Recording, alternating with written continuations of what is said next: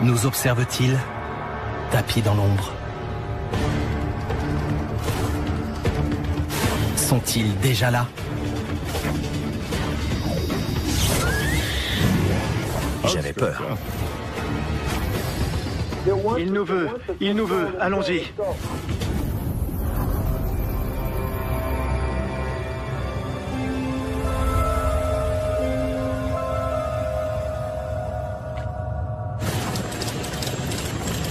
En 1980, alors que les relations entre États-Unis et URSS s'enveniment, une base de l'OTAN sous commandement américain en Angleterre est en état d'alerte. Jim Penniston et John Burroughs, deux aviateurs de l'US Air Force, patrouillent dans la forêt de Rendlesham, dans le Suffolk. J'étais aviateur chargé de la sécurité. J'assurais la sécurité à la base de la Royal Air Force de Woodbridge pendant une période tendue de la guerre froide. Mes collègues ont appelé à la radio et à leur voix, j'ai senti qu'il se passait quelque chose. Il fallait vérifier qu'un portail était bien fermé. Le radar avait signalé un objectif non identifié, environ un quart d'heure plus tôt. De toute évidence, c'était un avion qui s'était écrasé. C'était l'explication la plus logique. Donc on est allé voir sur place à un endroit où il y avait de la lumière dans les bois. On avait l'impression que la forêt luisait en blanc. J'ai même dit que ça ressemblait à une décoration de Noël avec les lumières qui clignotaient.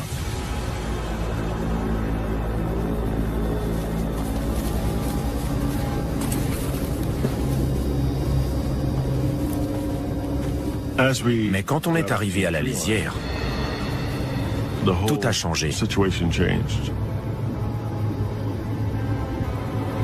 Ça n'était pas un avion. Il n'y avait rien. Pas d'odeur de carburant en train de brûler, pas de bruit, pas d'incendie. Et bizarrement, la radio ne fonctionnait plus.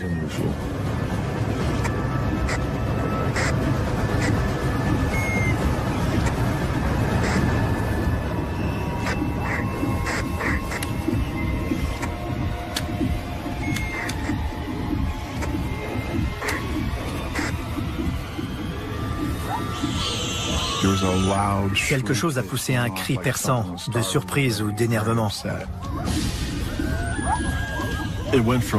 Jusqu'à ce moment-là, on avait cru à un accident d'avion. Mais il s'avérait que c'était un problème de sécurité. Plein d'animaux s'enfuyaient. C'était très bizarre. Je me suis dit qu'on était dans le pétrin. Je n'avais jamais été confronté à une situation pareille. Et j'avais peur. Il y a eu un éclair lumineux, aveuglant.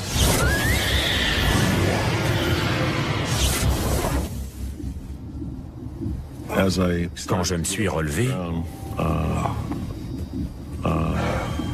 j'ai vu un engin de forme triangulaire à une 8aine de mètres devant moi.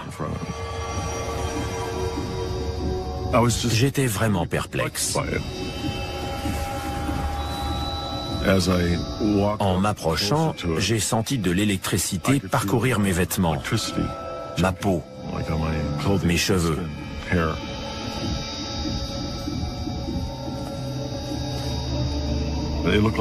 On aurait dit du verre noir très brillant. Et le revêtement de l'engin était traversé de couleurs. Des petites boules bleues et oranges.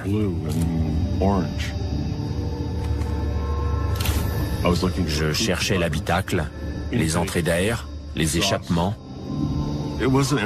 L'engin n'était pas aérodynamique, il n'avait pas de volet. En fait, il n'avait aucun des équipements qui permettent normalement à un avion de voler. En marchant à côté, je l'ai mesuré. Il faisait environ 2,70 m et à peu près 2 mètres de haut. Quand j'ai commencé à faire le tour, j'ai repéré une espèce d'écriture. Je me suis dit, Super, il va y avoir inscrit US Air Force ou NASA. Mais à ma grande déception, ça ressemblait plutôt à des caractères, des pictogrammes. J'étais en plein mystère. Ces caractères s'étalaient sur 1 mètre et ils mesuraient 12 à 15 cm de haut. J'ai passé la main dessus et ça ressemblait à du papier de verre tellement c'était rugueux. Au-dessus, il y avait un cercle avec un triangle à l'intérieur et je l'ai touché aussi. Je ne voyais plus que cette lumière blanche. Son intensité s'est maintenue le temps du contact.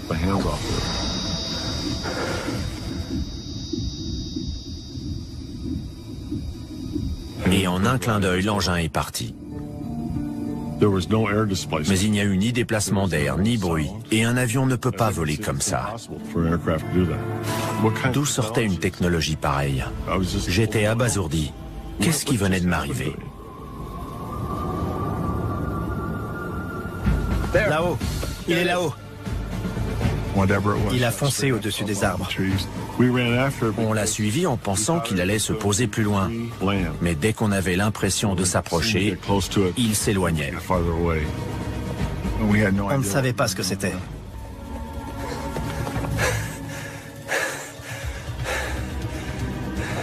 Patrouille 1 au rapport.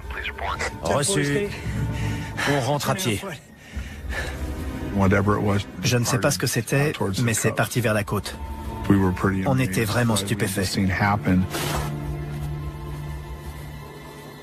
John et moi, on s'est demandé comment expliquer ça aux autres. Comment leur raconter tout ce qu'on avait vu.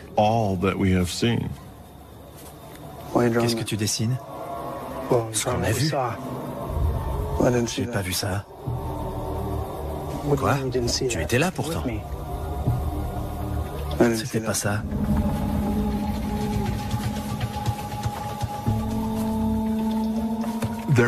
À partir du moment où on est tombé par terre, les souvenirs de Jim et les miens ne sont plus les mêmes.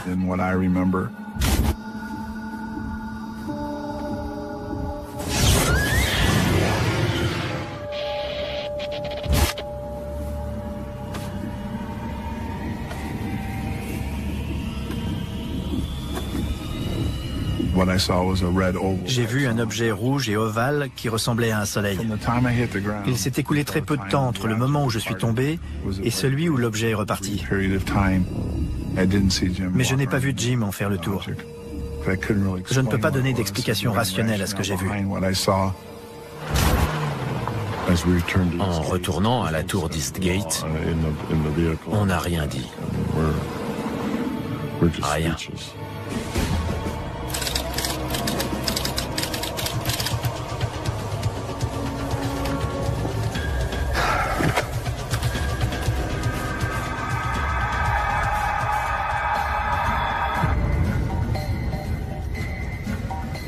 À quelle heure? Moi le quart. En arrivant, on a eu l'impression d'avoir été en patrouille pendant seulement 45 à 50 minutes, alors que ça faisait presque 2h30. J'ai essayé de me convaincre que cet écart était dû à l'adrénaline, mais sans succès.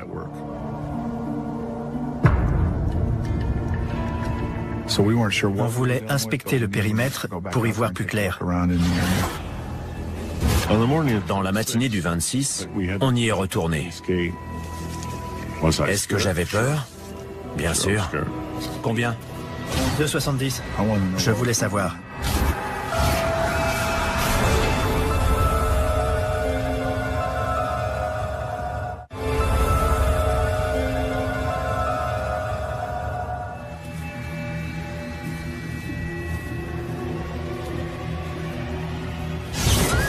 Témoins d'un phénomène étrange en forêt de Rendlesham, Jim Penniston et John Burroughs souffrent d'un décalage temporel. Et leurs souvenirs ne coïncident pas. J'ignorais ce que c'était. Je n'avais encore jamais rien vu de pareil auparavant. Après avoir fait notre rapport, on est retourné sur place en plein jour. Dans la matinée du 26, on y est retourné. Est-ce que j'avais peur? Bien sûr. Mais il fallait trouver des preuves, des éléments concrets permettant de dire que c'était bien arrivé.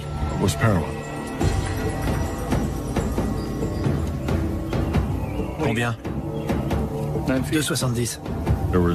Il y avait 3 traces qui formaient un triangle équilatéral. C'était la zone d'atterrissage.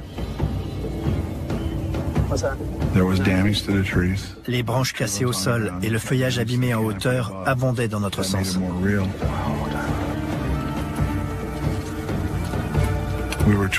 On se demandait quel matériel, militaire ou autre, avait pu faire tout ça.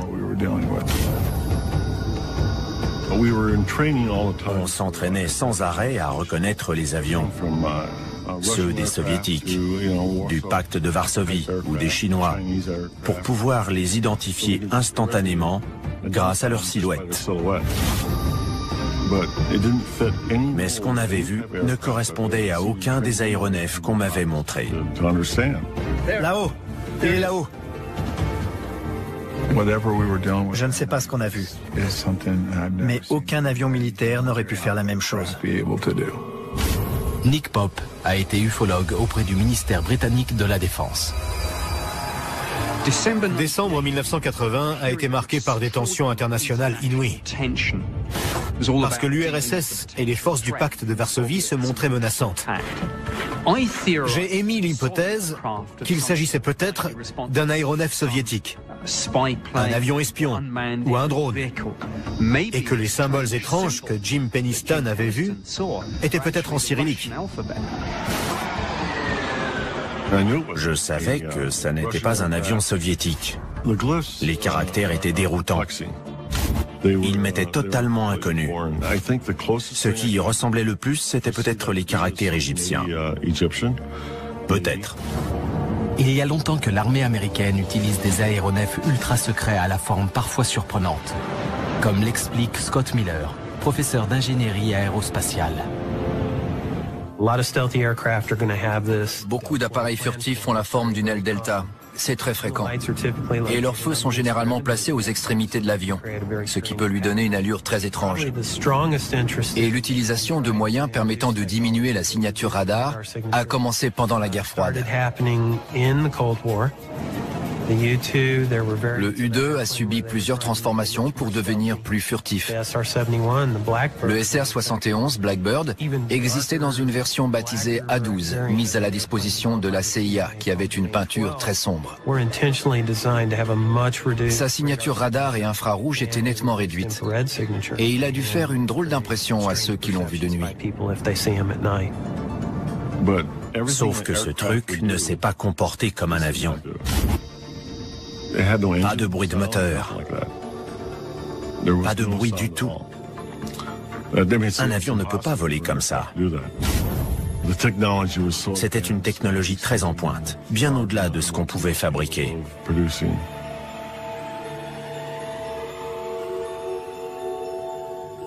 Je me suis couché, mais je n'arrivais pas à dormir.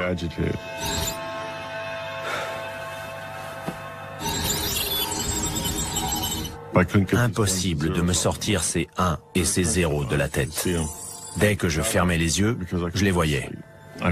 Du coup, je me suis levé, j'ai pris le calepin que j'avais avec moi cette nuit-là et j'ai commencé à le feuilleter. Comme je voyais toujours des 0 et des 1, je me suis dit que je pouvais les noter. Et plus j'écrivais, mieux je me sentais. Mais je n'osais en parler à personne. Franchement, est-ce que je pouvais parler de ces chiffres à mes supérieurs? Ils auraient cru que j'avais disjoncté, et ça aurait mis fin à ma carrière. Donc j'ai rangé le calepin.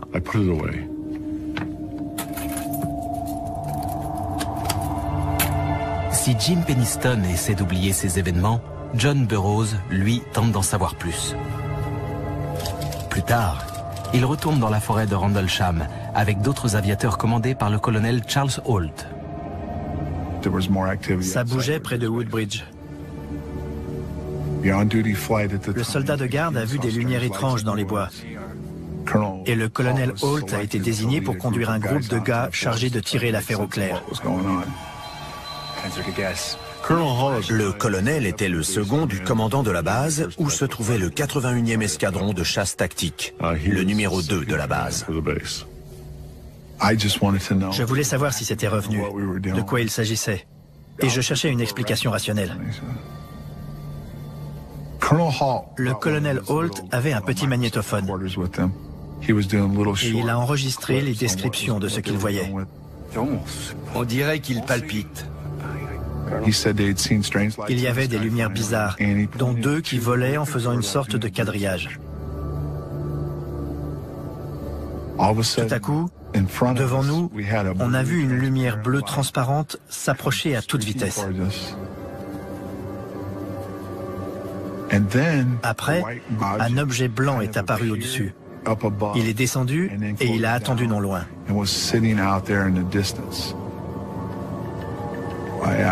J'ai demandé la permission de m'approcher pour mieux voir. Ouais, vous aussi.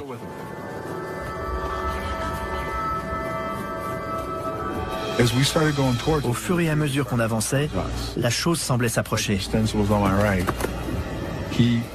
Le sergent Bastenza était à ma droite, mais il est tombé. Il m'a vu entrer dans la lumière et disparaître. Il a vu la lumière exploser et je suis resté introuvable pendant plusieurs minutes. Aucun souvenir. Je n'ai aucun souvenir de ce qui s'est passé. Je me souviens seulement que la chose a disparu. John? Il voulait savoir. C'était quoi? John? Selon le sergent Penniston, à un moment donné, la lumière blanche avait explosé. Et Bastenza a décrit la même chose. Après l'incident, il s'est passé quelque chose dans la nuit du samedi au dimanche. Quelques jours plus tard, John et moi, on a été convoqués au bureau du colonel Holt pour écouter la bande. Il bouge très vite. C'était une description des événements en temps réel. Je crois que Holt essayait de nous rassurer. Il confirmait qu'on n'avait pas rêvé, que ça recommençait. Et ça m'a soulagé parce que ça voulait dire que ça ne reposait plus seulement sur John et moi. D'autres soldats de l'US Air Force pouvaient confirmer cette deuxième apparition. L'OSI, le bureau des enquêtes spéciales de l'Air Force, contacte les 2 hommes qui tentent toujours d'élucider le mystère. J'ai été convoqué par l'OSI. De toute évidence, les gens chargés de cette affaire n'appréciaient pas nos initiatives. Et ils pouvaient mettre leurs menaces à exécution si on persévérait dans cette voie. J'ai pas écrit ça. Rien ne devait filtrer. Où est le reste?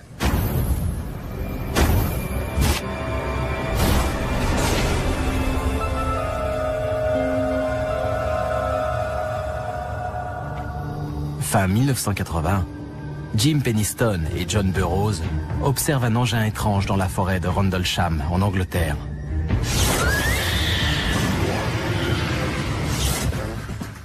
Plus tard, John Burroughs et d'autres soldats sont témoins d'un événement similaire. Tandis que Jim Penniston, qui craint pour son avenir professionnel, essaie d'oublier.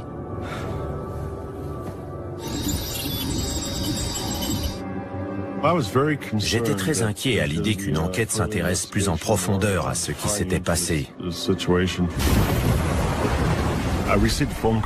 J'ai été convoqué par l'OSI.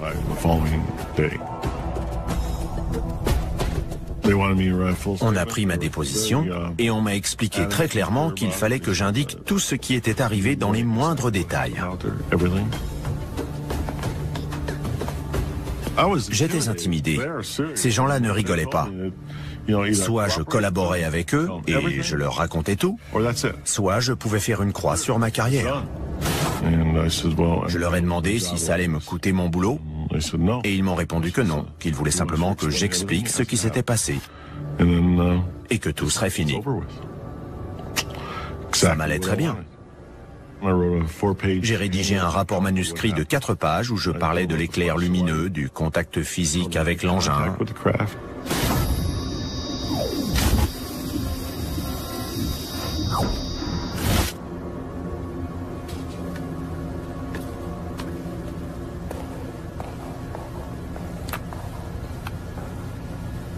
Mais Jim Penniston se voit alors offrir un marché auquel il ne s'attend pas. Une vingtaine de minutes après, ils sont revenus.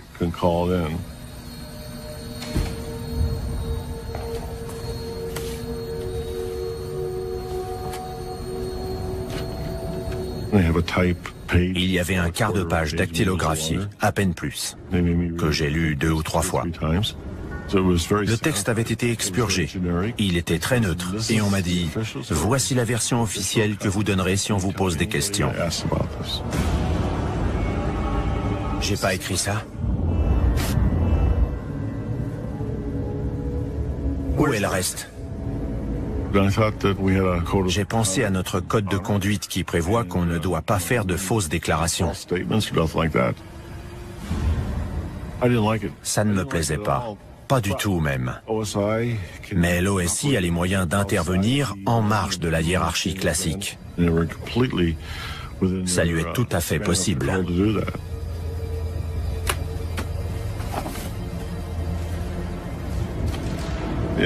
Je n'aimais pas ça, mais un ordre est un ordre. C'était troublant. Je n'étais pas un criminel de guerre. Pourtant, on me traitait comme tel, ou comme un espion qui s'était fait pincer. Le gouvernement a dû comprendre que c'était important, et il ne voulait pas que ça se sache. Il y avait plusieurs bonnes raisons de taire cette affaire. Aucun gouvernement n'est prêt à reconnaître que son système sophistiqué de défense aérienne est en fait inefficace, ni qu'il fait face à une technologie contre laquelle il est tout bonnement impossible de se protéger. L'incident reste donc un secret bien gardé. Il ne vaut mieux pas réveiller le chat qui dort. Dont acte. J'ai quitté la base après 2 ans de service, en juillet 81. Et j'ai fait de mon mieux pour oublier l'incident. Mais c'est plus facile à dire qu'à faire. J'étais malade. Le contact a eu des conséquences physiques. Je me suis mis à avoir des vertiges, des problèmes d'équilibre dus à l'oreille interne.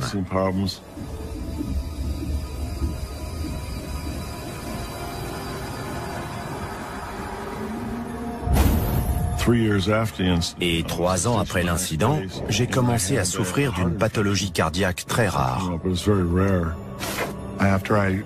Après mon départ de Bentwaters, les problèmes se sont multipliés. Et les médecins ont fini par me diagnostiquer un souffle au cœur sans pouvoir m'expliquer d'où il venait. On en a appris plus grâce aux documents britanniques. Le gouvernement britannique est en train de déclassifier toutes ses archives concernant les ovnis. D'après ce document, le colonel Holt et ses hommes sont retournés enquêter dans la forêt de Rendlesham.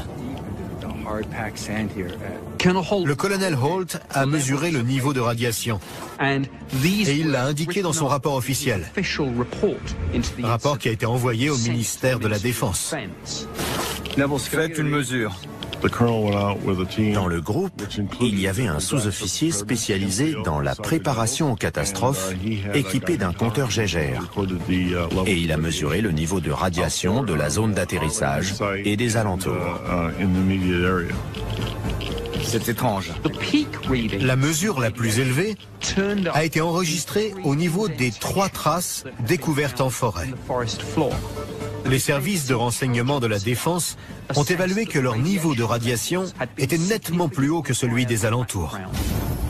À mon avis, mes vertiges étaient dus aux radiations. D'autant plus que le personnel médical m'avait justement demandé si j'avais été irradié. Pour moi, c'était un dilemme. Comme je n'étais pas censé parler de l'incident, est-ce que je devais mentionner cette irradiation ou est-ce qu'il fallait que je mente au médecin et que je dise que je n'avais jamais été irradié? J'ai obéi à mes ordres et j'ai dit que non. Je n'avais jamais été irradié, alors que je savais que c'était faux. Quand je suis entré dans l'US Air Force, les tests ont indiqué que j'étais en bonne santé. Quand j'en suis sorti en 1988, l'examen médical a montré que je souffrais de plusieurs problèmes cardiaques. Rien ne les explique, mais ils sont apparus juste après l'incident. Jim Penniston et John Burroughs sont de plus en plus malades. Et leur hiérarchie ne peut pas, ou ne souhaite pas, expliquer pourquoi. Les deux hommes se décident donc à trouver des réponses par leurs propres moyens. J'ai été hypnotisé en Californie. Le praticien a fait du très bon travail en me laissant parler. La séance a duré 2 à 3 heures et elle a permis d'avoir un compte-rendu détaillé de l'incident, du début à la fin. Bien sûr, on approche doucement. On dirait un objet, mais il paraît entièrement lumineux. Il nous appelle. Il nous dit de le traverser. On le sent.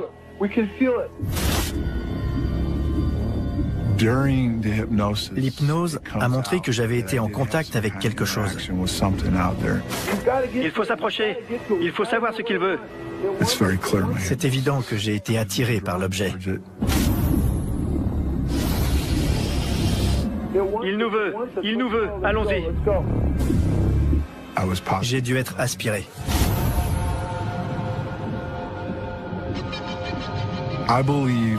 J'étais sûrement à l'intérieur de l'objet quand le sergent Penniston en a fait le tour.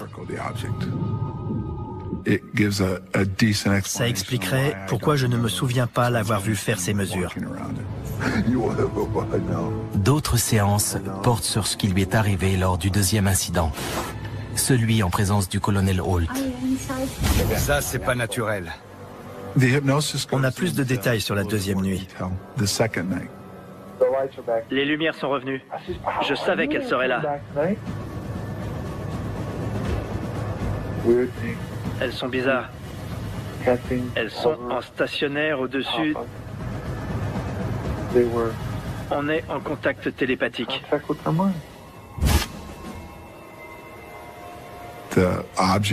L'objet voulait que je sois là. Je peux jeter un œil? Oui, vous aussi.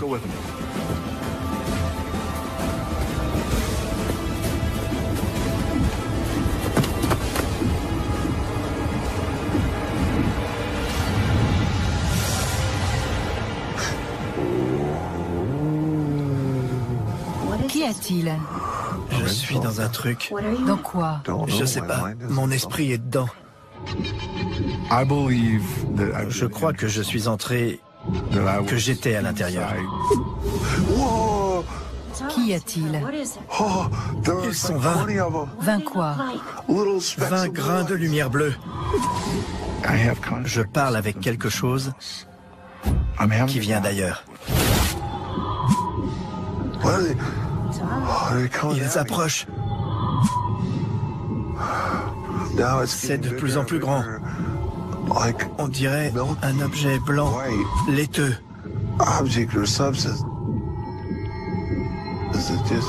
Il monte, il descend, plus large, plus petit. On dirait qu'il y a un œil.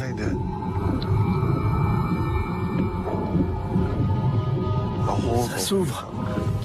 Il y a quelque chose dedans? Non.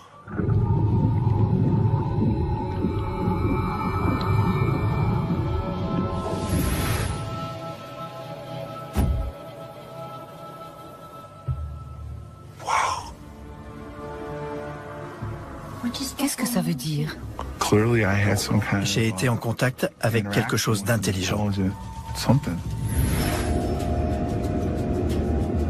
Spécialiste en astrobiologie, Mark Schneegert s'intéresse à la recherche de formes de vie extraterrestres intelligentes. Il est possible que la vie soit apparue ailleurs dans le système solaire ou la galaxie et qu'elle soit arrivée accidentellement ou volontairement sur Terre. Des extraterrestres intelligents pourraient être très différents de nous. Ils pourraient n'avoir ni mains ni yeux, se déplacer et s'exprimer différemment de nous. Ils utiliseraient leur intelligence de façon différente pour s'adapter, pour survivre. Mais nous avons le plus grand mal à les imaginer et à les chercher, parce que nous n'en avons pas encore rencontrés. Je n'avais jamais vu d'OVNI, donc je ne savais pas si ça existait ou non.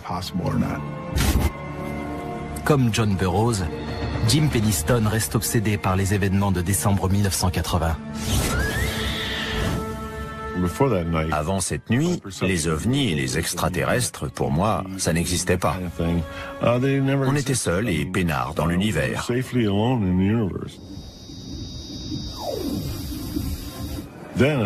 Mais tout a changé dans les bois. Je dormais 2-3 heures par nuit. Et on m'a suggéré de m'adresser à une psychiatre pour régler ce problème de sommeil. Une séance d'hypnose a révélé qu'il y avait un blanc qui correspondait à la période passée en forêt. La praticienne n'arrive pas à aller au-delà du moment où Jim Penniston touche l'engin. Impossible de me souvenir. D'après elle, c'était un traumatisme. Que se passe-t-il? J'ignore ce que c'est.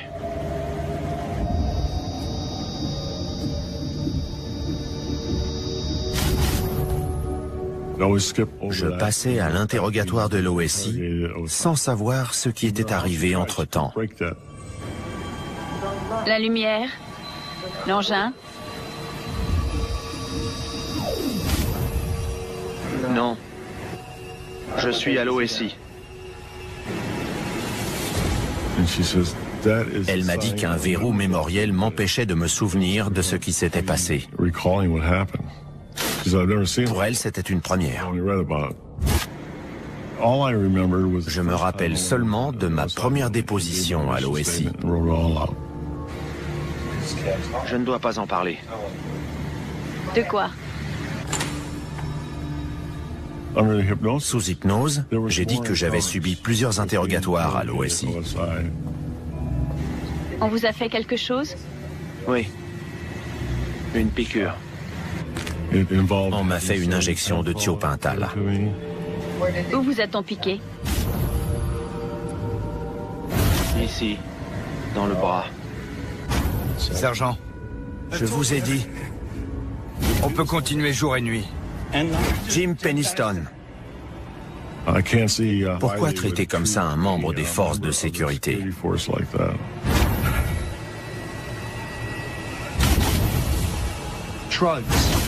Dans ce contexte, cette substance peut servir deux objectifs. Obtenir la vérité ou la dissimuler. Les citoyens américains et britanniques auraient été horrifiés d'apprendre qu'un aéronef avait traversé avec autant de facilité un rideau défensif aérien aussi complexe et soi-disant aussi efficace. Donc tout le monde avait une bonne raison d'étouffer cette affaire. Je veux partir. Mais les séances répétées finissent par faire sauter le verrou mémoriel.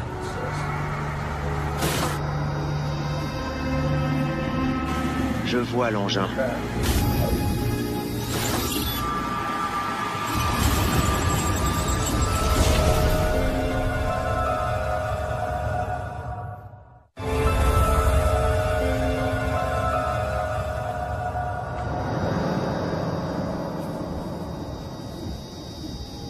Des années après être tombé nez à nez avec un engin étrange, Jim Penniston suit une hypnothérapie qui se heurte à un verrou mémoriel.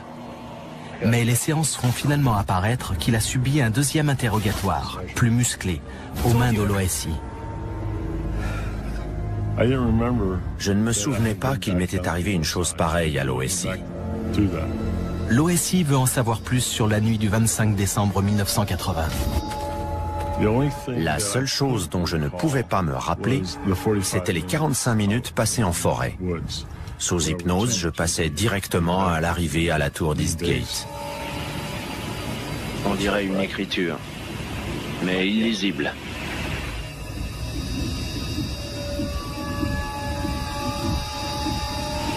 Il faut que je la touche.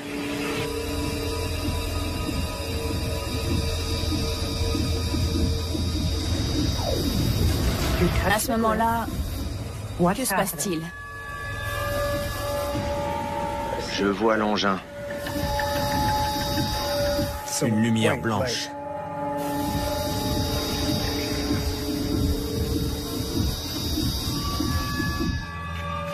Ça m'est revenu. D'abord des petits bouts, puis des plus gros, et finalement l'histoire complète.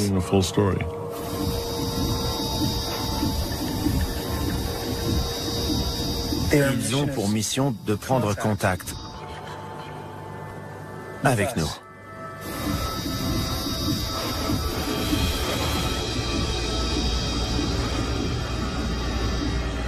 Ils voyagent dans le temps.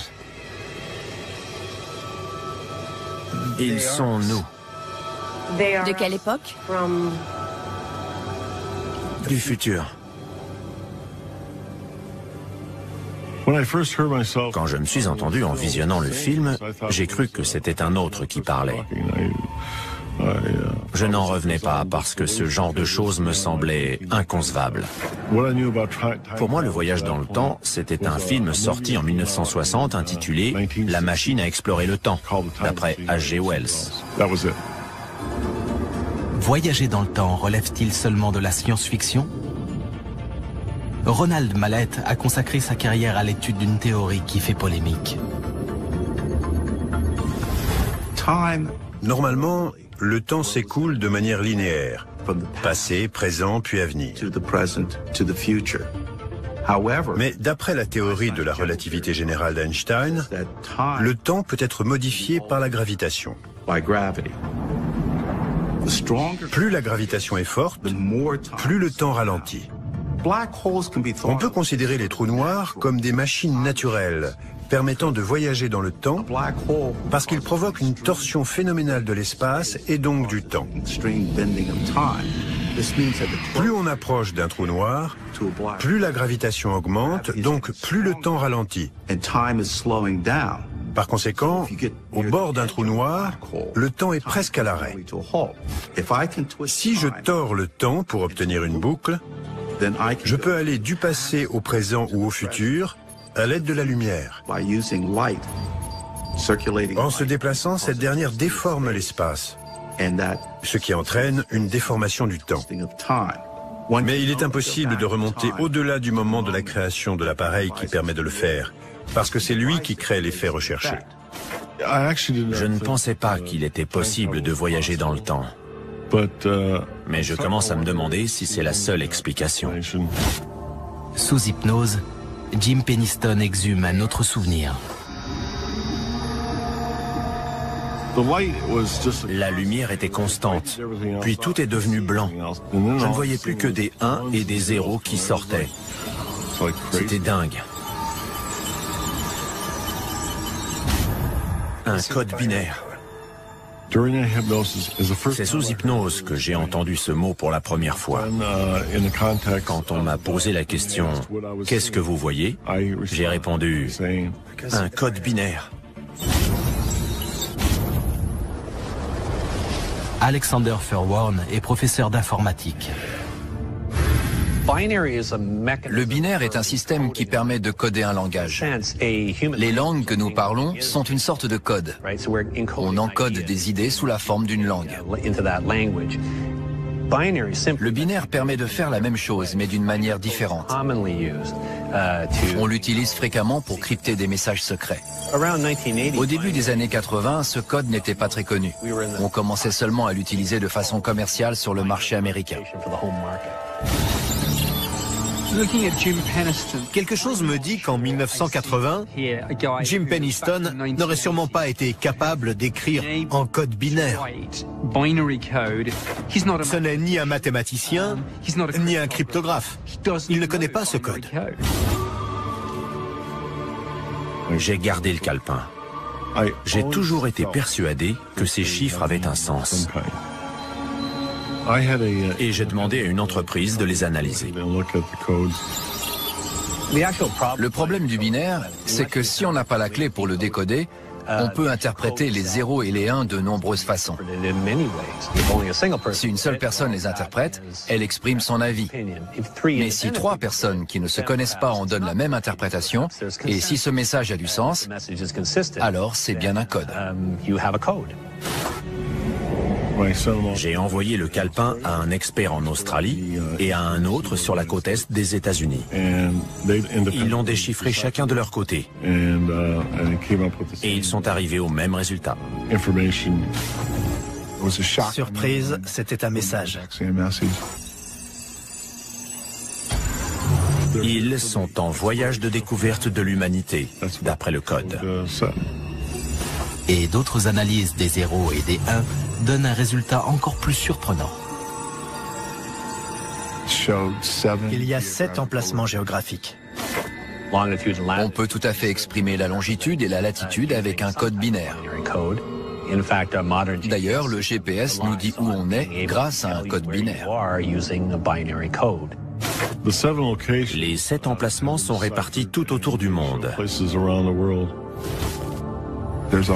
Il y a un endroit dans le sud-ouest des États-Unis, Sedona, un autre en Amérique centrale, près de Belize, un autre en Amérique du Sud, près des géoglyphes de Nazca, un en Grèce, un en Égypte, un dans les montagnes de Chine, et High Brazil, à l'ouest de la Grande-Bretagne.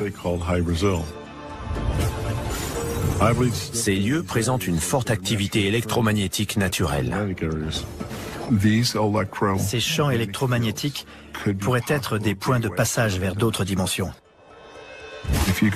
Dans ces endroits, il y a des représentations qui montrent des rencontres avec des choses venues de l'espace. Jim Penniston et John Burroughs sont convaincus d'être entrés en contact avec des voyageurs temporels venus du futur, en forêt de Rendlesham. Mais l'armée de l'air américaine continue de démentir. Je pense que l'armée a conscience que l'incident de cette nuit-là était bien un phénomène de ce genre. La version officielle de l'US Air Force, c'est qu'il ne s'est rien passé dans les bases de Bentwaters et Woodbridge à ces dates-là. Je n'exclus pas la possibilité d'un phénomène extraterrestre. Mais je n'ai connaissance d'aucune preuve irréfutable en ce sens. Pour ma part, l'incident reste inexpliqué. Quand j'ai rencontré Jim et John, j'ai vu dans leurs yeux que cette histoire les hantait.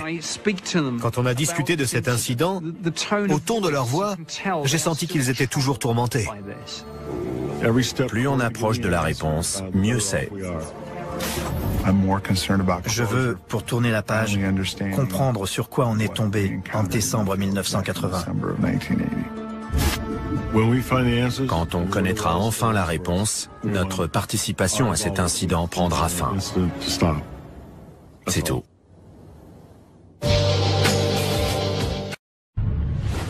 À travers les dimensions du temps et de l'espace, grâce à des technologies qui dépassent notre entendement,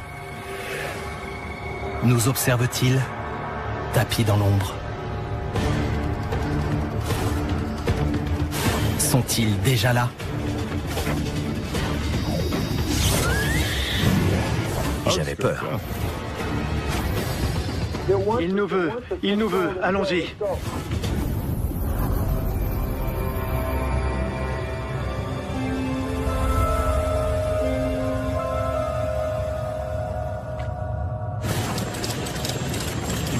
En 1980, alors que les relations entre États-Unis et URSS s'enveniment, Une base de l'OTAN sous commandement américain en Angleterre est en état d'alerte.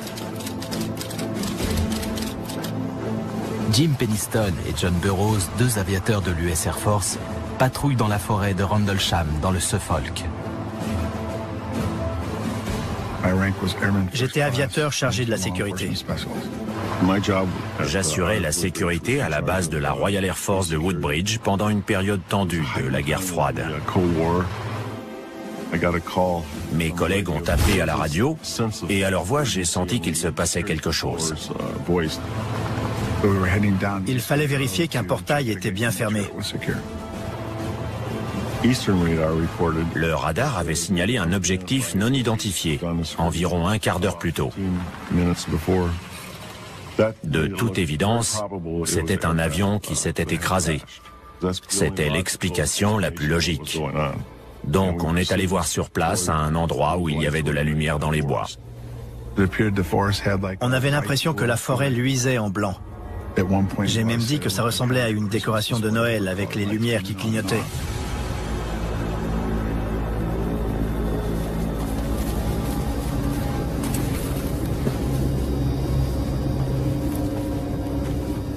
Mais quand on est arrivé à la lisière, tout a changé. Ça n'était pas un avion. Il n'y avait rien. Pas d'odeur de carburant en train de brûler, pas de bruit, pas d'incendie. Et bizarrement, la radio ne fonctionnait plus.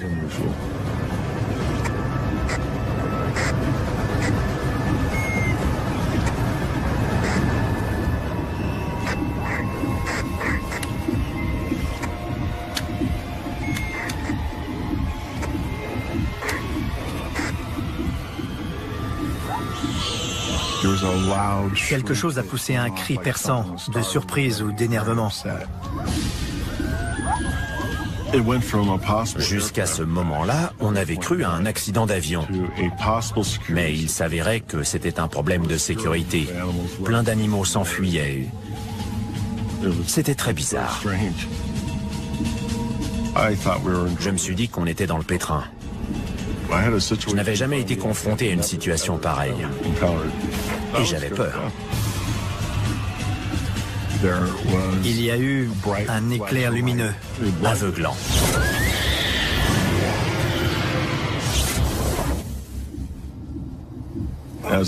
Quand je me suis relevé, j'ai vu un engin de forme triangulaire à une 8aine de mètres devant moi. J'étais vraiment perplexe.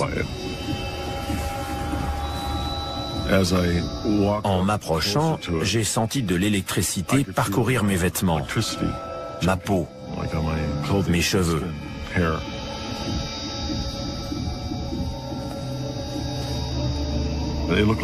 On aurait dit du verre noir très brillant.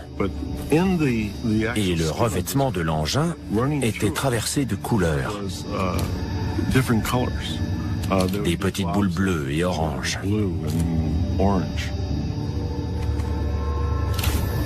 Je cherchais l'habitacle, les entrées d'air, les échappements. L'engin n'était pas aérodynamique, il n'avait pas de volets.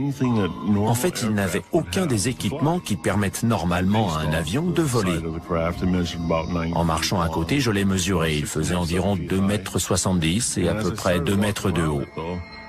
Quand j'ai commencé à faire le tour, j'ai repéré une espèce d'écriture. Je me suis dit, super, il va y avoir inscrit US Air Force ou NASA. Mais à ma grande déception, ça ressemblait plutôt à des caractères, des pictogrammes. J'étais en plein mystère. Ces caractères s'étalaient sur 1 mètre et ils mesuraient 12 à 15 cm de haut. J'ai passé la main dessus et ça ressemblait à du papier de verre tellement c'était rugueux. Au-dessus, il y avait un cercle avec un triangle à l'intérieur et je l'ai touché aussi.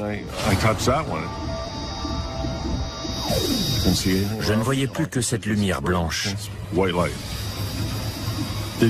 Son intensité s'est maintenue le temps du contact.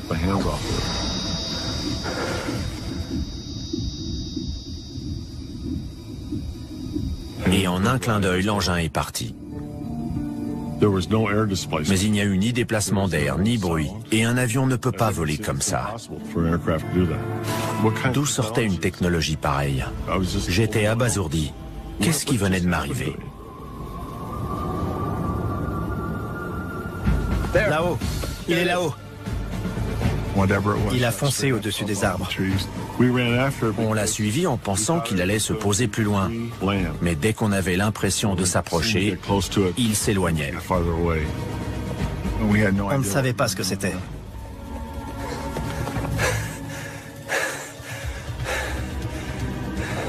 Patrouille 1 au rapport. Reçu. On rentre à pied. Je ne sais pas ce que c'était, mais c'est parti vers la côte. On était vraiment stupéfaits. John et moi, on s'est demandé comment expliquer ça aux autres. Comment leur raconter tout ce qu'on avait vu. Qu'est-ce que tu dessines? Ce qu'on a vu. J'ai pas vu ça. Quoi? Tu étais là pourtant. C'était pas ça.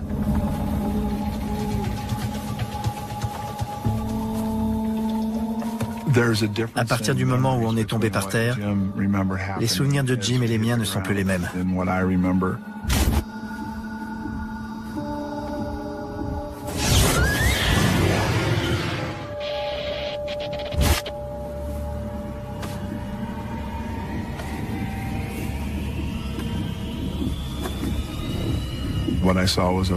J'ai vu un objet rouge et ovale qui ressemblait à un soleil. Il s'est écoulé très peu de temps entre le moment où je suis tombé et celui où l'objet est reparti. Mais je n'ai pas vu Jim en faire le tour. Je ne peux pas donner d'explication rationnelle à ce que j'ai vu. En retournant à la tour d'Eastgate, on n'a rien dit. Rien.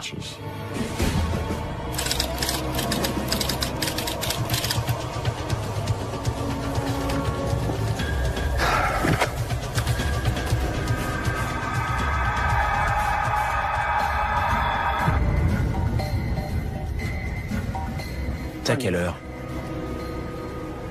Moins le quart. En arrivant, on a eu l'impression d'avoir été en patrouille pendant seulement 45 à 50 minutes, alors que ça faisait presque 2h30. J'ai essayé de me convaincre que cet écart était dû à l'adrénaline, mais sans succès. On voulait inspecter le périmètre pour y voir plus clair.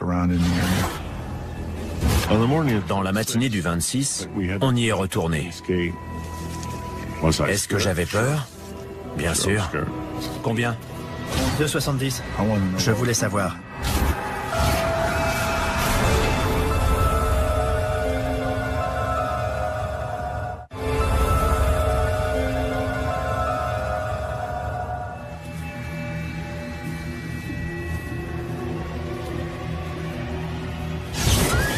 Témoins d'un phénomène étrange en forêt de Rendlesham, Jim Penniston et John Burroughs souffrent d'un décalage temporel. Et leurs souvenirs ne coïncident pas. J'ignorais ce que c'était. Je n'avais encore jamais rien vu de pareil auparavant. Après avoir fait notre rapport, on est retourné sur place en plein jour. Dans la matinée du 26, on y est retourné. Est-ce que j'avais peur? Bien sûr. Mais il fallait trouver des preuves, des éléments concrets permettant de dire que c'était bien arrivé.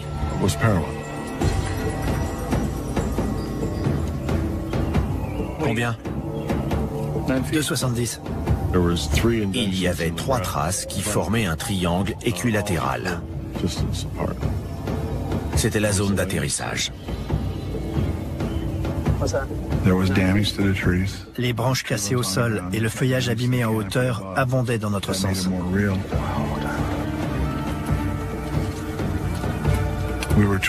On se demandait quel matériel, militaire ou autre, avait pu faire tout ça. On s'entraînait sans arrêt à reconnaître les avions, ceux des soviétiques, du pacte de Varsovie ou des Chinois, pour pouvoir les identifier instantanément grâce à leur silhouette. Mais ce qu'on avait vu ne correspondait à aucun des aéronefs qu'on m'avait montrés. Là-haut! Il est là-haut! Je ne sais pas ce qu'on a vu, mais aucun avion militaire n'aurait pu faire la même chose. Nick Pope a été ufologue auprès du ministère britannique de la Défense. Décembre 1980 a été marqué par des tensions internationales inouïes. Parce que l'URSS et les forces du pacte de Varsovie se montraient menaçantes. J'ai émis l'hypothèse qu'il s'agissait peut-être d'un aéronef soviétique, un avion espion ou un drone, et que les symboles étranges que Jim Penniston avait vus étaient peut-être en cyrillique. Je savais que ça n'était pas un avion soviétique. Les caractères étaient déroutants. Ils m'étaient totalement inconnus. Ce qui y ressemblait le plus, c'était peut-être les caractères égyptiens. Peut-être. Il y a longtemps que l'armée américaine utilise des aéronefs ultra secrets à la forme parfois surprenante, comme l'explique Scott Miller, professeur d'ingénierie aérospatiale. Beaucoup d'appareils furtifs font la forme d'une aile delta. C'est très fréquent. Et leurs feux sont généralement placés aux extrémités de l'avion, ce qui peut lui donner une allure très étrange. Et l'utilisation de moyens permettant de diminuer la signature radar a commencé pendant la guerre froide. Nous observe-t-il, tapis dans l'ombre? Sont-ils déjà là? J'avais peur. Il nous veut, allons-y.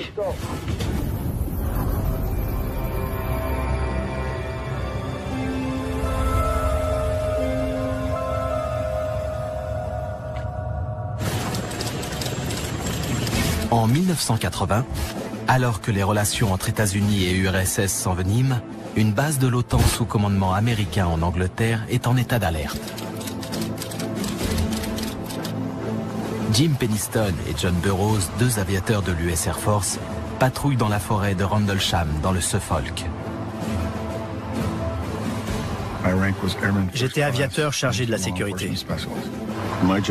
J'assurais la sécurité à la base de la Royal Air Force de Woodbridge pendant une période tendue de la guerre froide. Mes collègues ont appelé à la radio et à leur voix, j'ai senti qu'il se passait quelque chose.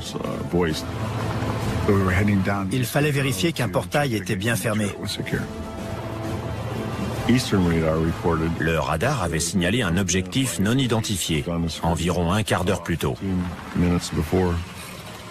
De toute évidence, c'était un avion qui s'était écrasé. C'était l'explication la plus logique. Donc on est allé voir sur place à un endroit où il y avait de la lumière dans les bois. On avait l'impression que la forêt luisait en blanc.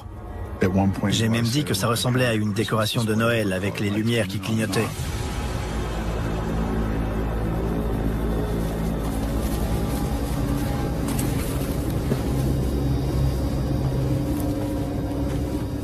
Mais quand on est arrivé à la lisière, tout a changé. Ça n'était pas un avion. Il n'y avait rien. Pas d'odeur de carburant en train de brûler, pas de bruit, pas d'incendie. Et bizarrement, la radio ne fonctionnait plus.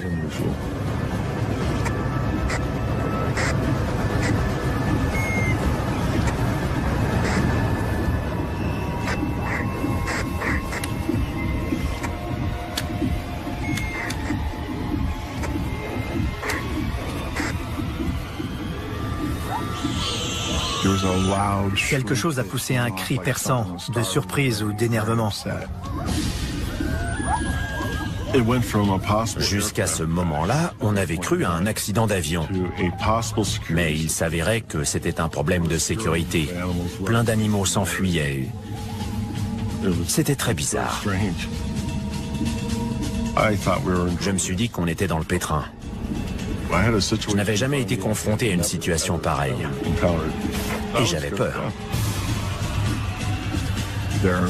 Il y a eu un éclair lumineux, aveuglant.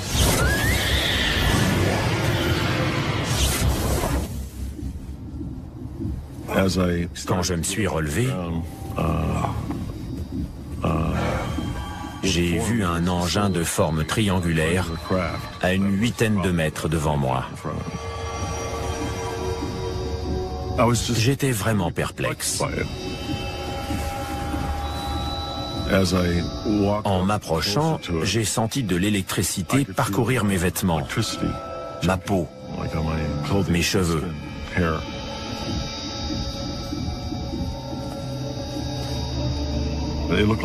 On aurait dit du verre noir très brillant. Et le revêtement de l'engin était traversé de couleurs. Des petites boules bleues et oranges.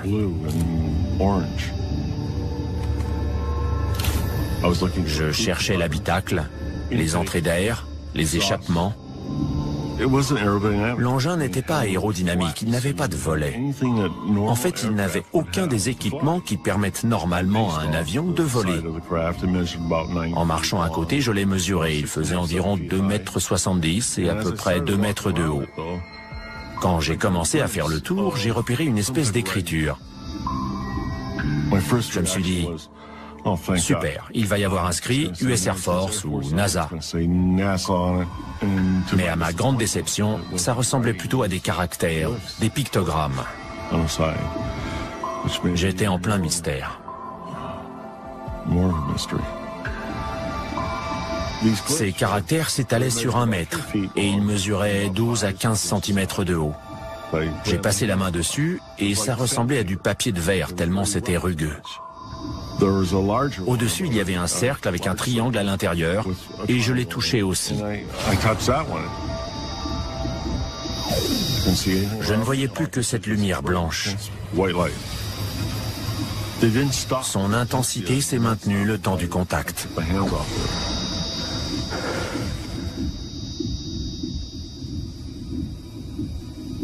Et en un clin d'œil, l'engin est parti. Mais il n'y a eu ni déplacement d'air, ni bruit, et un avion ne peut pas voler comme ça. D'où sortait une technologie pareille? J'étais abasourdi. Qu'est-ce qui venait de m'arriver? Là-haut, il est là-haut. Il a foncé au-dessus des arbres. On l'a suivi en pensant qu'il allait se poser plus loin. Mais dès qu'on avait l'impression de s'approcher, il s'éloignait. On ne savait pas ce que c'était.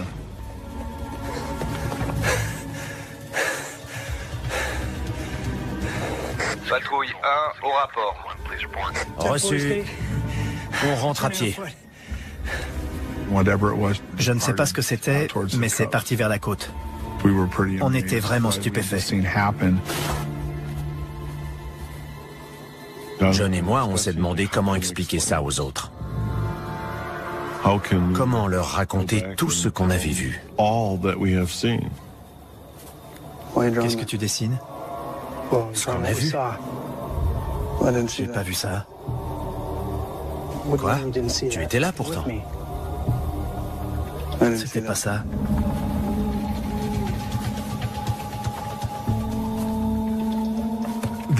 À partir du moment où on est tombé par terre, les souvenirs de Jim et les miens ne sont plus les mêmes.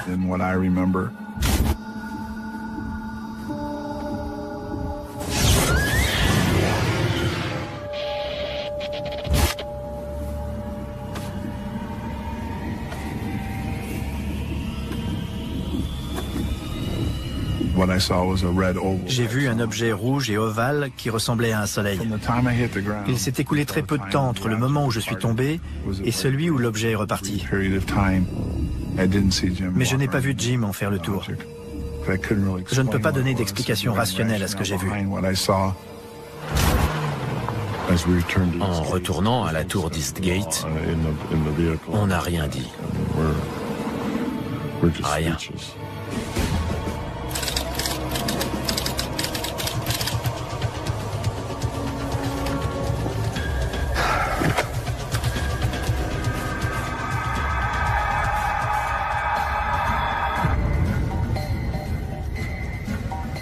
C'est à quelle heure? Moins le quart. En arrivant, on a eu l'impression d'avoir été en patrouille pendant seulement 45 à 50 minutes, alors que ça faisait presque 2h30. J'ai essayé de me convaincre que cet écart était dû à l'adrénaline, mais sans succès. On voulait inspecter le périmètre pour y voir plus clair. Dans la matinée du 26, on y est retourné. Est-ce que j'avais peur? Bien sûr. Combien? 2,70. Je voulais savoir.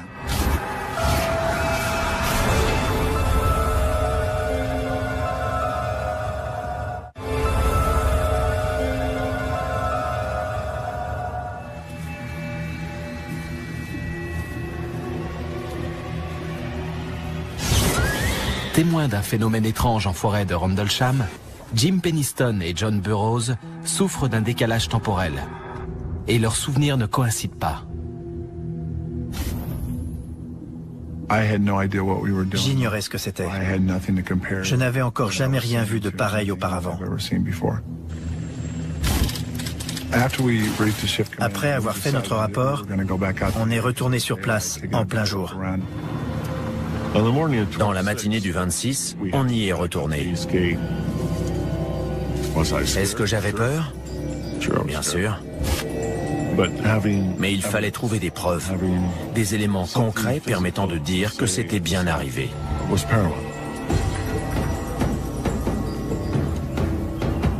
Combien? 2,70. Il y avait 3 traces qui formaient un triangle équilatéral. C'était la zone d'atterrissage. Les branches cassées au sol et le feuillage abîmé en hauteur abondaient dans notre sens.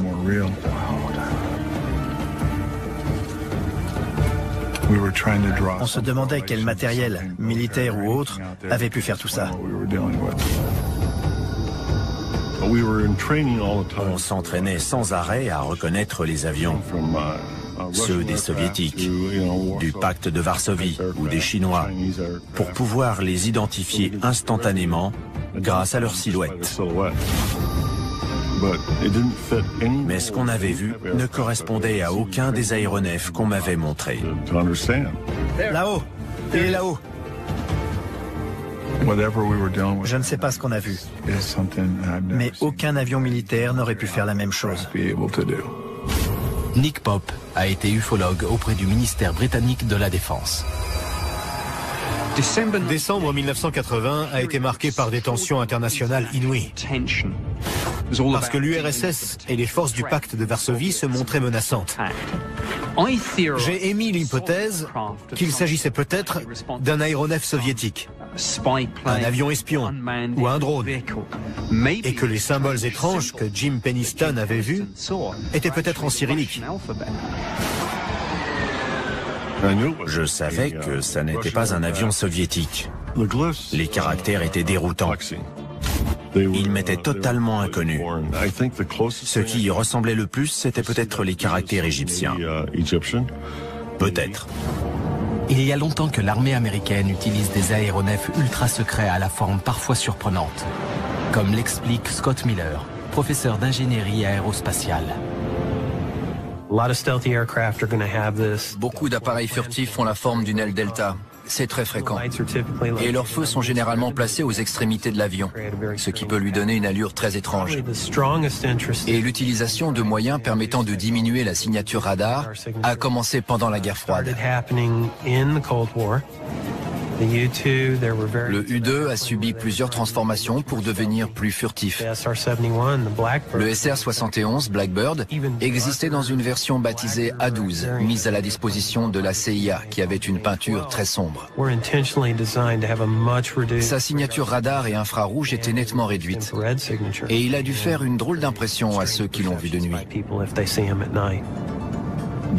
Sauf que ce truc ne s'est pas comporté comme un avion. Pas de bruit de moteur. Pas de bruit du tout. Un avion ne peut pas voler comme ça. C'était une technologie très en pointe, bien au-delà de ce qu'on pouvait fabriquer.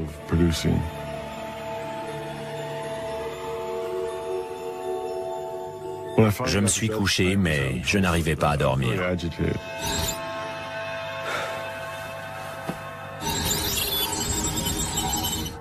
Impossible de me sortir ces 1 et ces 0 de la tête. Dès que je fermais les yeux, je les voyais.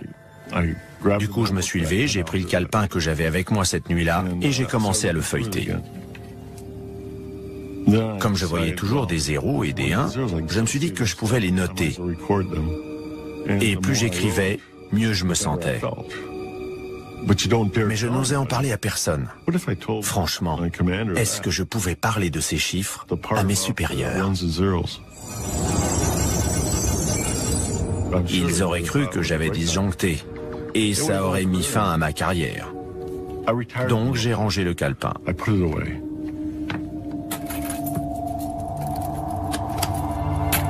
Si Jim Penniston essaie d'oublier ces événements, John Burroughs, lui, tente d'en savoir plus. Plus tard, il retourne dans la forêt de Rendlesham avec d'autres aviateurs commandés par le colonel Charles Holt. Ça bougeait près de Woodbridge. Le soldat de garde a vu des lumières étranges dans les bois. Et le colonel Holt a été désigné pour conduire un groupe de gars chargés de tirer l'affaire au clair. Le colonel était le second du commandant de la base où se trouvait le 81e escadron de chasse tactique, le numéro 2 de la base. Je voulais savoir si c'était revenu, de quoi il s'agissait, et je cherchais une explication rationnelle. Le colonel Holt avait un petit magnétophone, et il a enregistré les descriptions de ce qu'il voyait. On dirait qu'il palpite. Il y avait des lumières bizarres, dont 2 qui volaient en faisant une sorte de quadrillage. Tout à coup, devant nous, on a vu une lumière bleue transparente s'approcher à toute vitesse.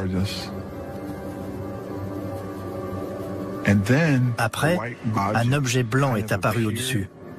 Il est descendu et il a attendu non loin.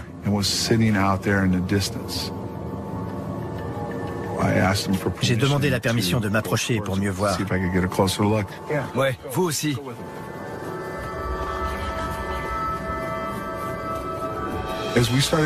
Au fur et à mesure qu'on avançait, la chose semblait s'approcher.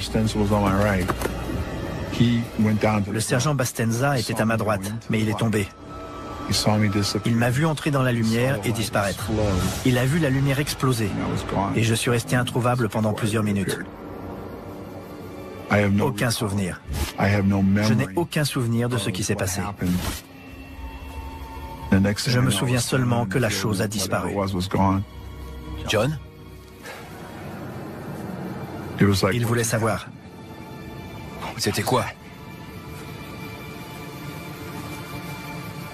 John?